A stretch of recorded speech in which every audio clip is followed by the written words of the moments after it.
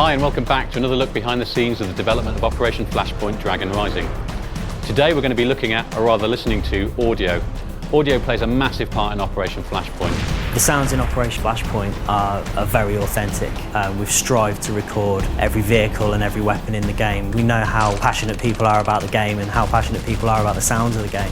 Audio element really enhances the visual aspects of Flashpoint. We've got all sorts of different ambiences that really immerse the player in the world, and visuals are just one part of that. Audio plays a very big part as well. For example, when you're walking through a forest or patrolling a forest, you get ambient bird song, and the guys have actually gone out and found the animals that inhabit that part of the world to make sure it's authentic. Silence can be just as important as terrific noises. As you're moving through forests, you hear the audio, you hear the crack of twigs, etc. But as well as that, some of the vehicles that we have, you can even identify what they are just from the sound that they're making. We're allowed to mic up these tanks and vehicles with many mics just to get every intricate detail of doors opening, closing, engines, interior sounds of these vehicles moving, all of which you'll hear in the game.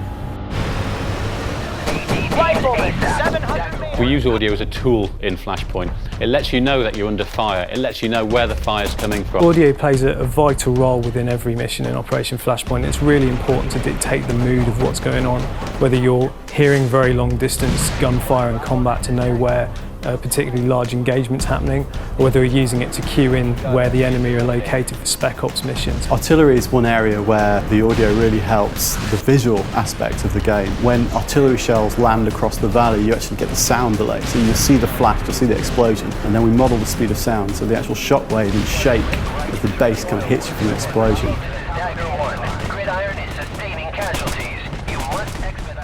The sounds that we place within missions really do aid the player to find their way through the missions. They're going to know where a key installation is that the enemy have because they can hear it from a distance away. They're going to know where quiet areas are away from forces because they can hear crickets chirping. In Flashpoint we use audio to really enhance the immersion the player gets from being in certain situations. So when they enter a building, gunshots feel louder, explosions sound more muffled if they're happening outside.